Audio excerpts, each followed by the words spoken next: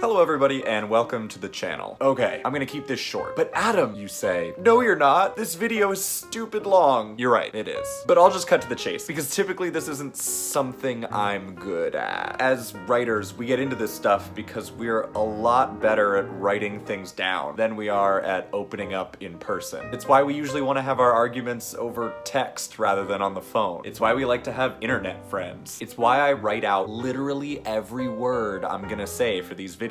Literally. But this isn't just because we like to take time to think, it's because we have trouble being vulnerable. I find this especially true of people who write fiction, always making up fake people to hide the fact that we're just talking about ourselves. But that's the irony, because being a writer, or at least one with any measure of success, requires you to be vulnerable. You have to be willing to put yourself out there, risk failing, risk looking like an idiot, even though that's the one thing we're trying hardest to avoid. I was thinking about this today and thinking about all the places in my life where I'm vulnerable and not so vulnerable. I realized that I'm probably the least vulnerable right here on this channel. I'm always sitting back and telling you how you should be writing without putting anything at risk, without opening myself up for judgment. So here it is, a reading I did of my own writing in front of people, raw, uncut, weird camera work, and stumbling words and all. I hope you like it, but if you don't, I guess that's okay. When she looked around, all she saw was white. But no, not white, not dark, not anything. Every time she tried to name the color of the haze that danced across her eyes, it would shift, becoming something different, defy definition. She looked down at her arms. They looked, for a moment, as they always did, thick and dark, age spots dappling trails down to her veiny hands. But then she blinked, and the image faded, and her arms went white, then thin, then limp, and finally, nothing at all. She felt something catch in her throat, not bile, but the memory of it. She tried to look around, but all she could see all around her in every direction was the haze, like amniotic fluid suspending her in a great womb. With considerable effort, she took a step forward, but it wasn't a step. The sound of a bell flowed into her mind. She remembered its tone, though she couldn't place it. But each time it pealed, she felt it resonate with something deep within her, as though it carried a message meant only for her. She strained her ears, willing the sound to form a story in her mind that would reveal to her the truth and set right the world again, bring her back to the her that she knew. But all it did was ring and ring and ring and ring and ring. Terry awoke with a start to the sound of her phone's alarm blaring in her ears. Her back throbbed with a familiar ache. She tried to reach for the phone to silence her alarm, but her arm didn't respond, and for a moment she felt the bile of fear rise again in her throat. She looked down, but there was the arm, just as spotted and veiny as she remembered, pinned under her side, asleep on pins and needles. Slowly, she extricated it from beneath her and massaged it back to life. Nearly every morning, she awoke with some new ache or pain from being cramped into the too small bed.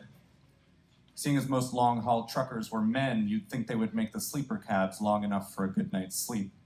She was tall, but not that tall. Uncurling herself from her hunched position, Terry swung her legs over the side and sat up. Her spine groaned, straightening like an old hinge.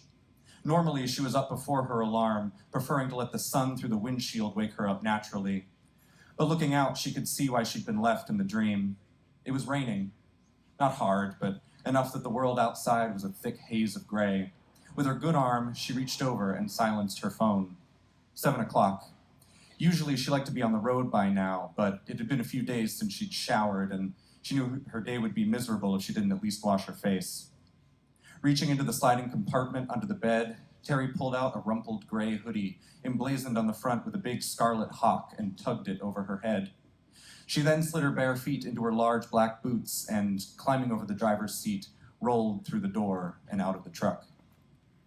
The asphalt parking lot had been stained a dark slate by the rain, and Terry hiked the hood over her thin, dark curls and stuffed her hands into her front pocket. Head bent, she made for the dingy white door of the women's bathroom, cut into the side of the small truck stop kiosk. In the early morning gray, the lot was fairly deserted. Besides her own truck, there were only 3 other 18-wheelers lined up side by side, about halfway between her and the bathroom. Standing together in front of them were 3 men, each one rounder than the last, sucking on cigarettes and styrofoam coffee cups. Even from far away, she could hear the grating sputter of their laughter, humoring a joke she didn't want to hear. She'd heard them all before. As she approached, she hiked up her shoulders, hiding from behind her hood, holding her breath. Their voices went quiet as she passed, and for a moment, there was a stillness in the morning air. But then she heard a muffled comment, and the men resumed their laughter. She felt the hair on her neck bristle. The bathroom was not the worst she had ever seen, but all the same, she did her best to touch as little as possible. It at least had a door that locked. With the deadbolt thrown, she breathed a sigh and pulled the hoodie back over her head, then the t-shirt underneath, leaving her standing in only her shorts and faded gray muscle shirt. Running the water, she splashed a handful on her face, then pumped out a glob of soap and rubbed it in her armpits, rinsing off one by one in the sink. In her first few months on the road, she'd tried so hard to stick to a regular hygiene schedule, taking advantage of every shower facility she passed. But the further you drive, the more money you make, and over the years, the cumulative amount of time she'd spent in the presence of another person, let alone one whose opinion she cared about, was negligible enough to make her rethink her routines. Before long, you get used to the smell of yourself. Drying off with a handful of paper towels, Terry redressed and pushed her way back out into the rain. It had let up some and was now coming down in a fine mist. It was nearly 1:15, she thought, and if she hurried, she could have coffee in hand and be on the road before 7:30. She reached into her back pocket for her wallet, but realized in the scurry of the morning she'd forgotten to pull on her jeans over her shorts. Her money was still in the truck. She'd have to go back and get it. The 3 round men were still in position, one leaning against the grill of his truck. But this time, as she approached, she heard an audible shush, and his compatriots went quiet. She only looked up when she saw his shoes slide into her line of sight. "Hey," he said, as though she'd said it first.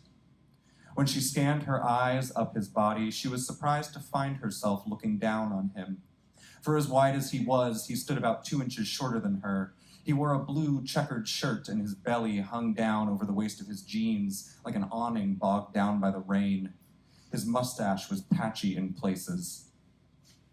"Hey." She kept her face flat. They stood in silence for a moment, sizing each other up. Then, rearing back his neck, he shot a line of spit down to the pavement by his feet. "You sure you know how to drive that thing?" It took her a moment to realize he was referring to her truck. She sucked in air deep through her nostrils, pulling in the scent of tobacco smoke and dime store deodorant. She couldn't tell who it belonged to. It wasn't as though she hadn't been asked this before, hadn't been accused of sitting in her daddy's truck. But what particularly made her blood boil this time was the way he spit before he said it, as if the very thought was a bile in his mouth. She sucked in a second breath, filling her lungs with enough of his stink to spit on him her own string of vile words, to tell him of all the places she's been, all the things she's been through, all the men, bigger and badder than him, she'd had to step over to carve out a place for herself in the sleeper compartment of that truck. But as she opened her mouth to unleash on him, the air around them warped, and suddenly, she was back in the dream, a strange, colorless blob on the landscape, faced with a lump of transparent flesh, just the same as her. Their paunches were the same, their faces the same, the hair on their legs and their armpits the same. And then just as quickly they were back, opposing forces on the blacktop. But the air was gone from her lungs, and all she could muster was a forceful step forward, landing a shoulder into his, pushing him out of her way. She would go without her coffee this morning. She had places to be. Thank you.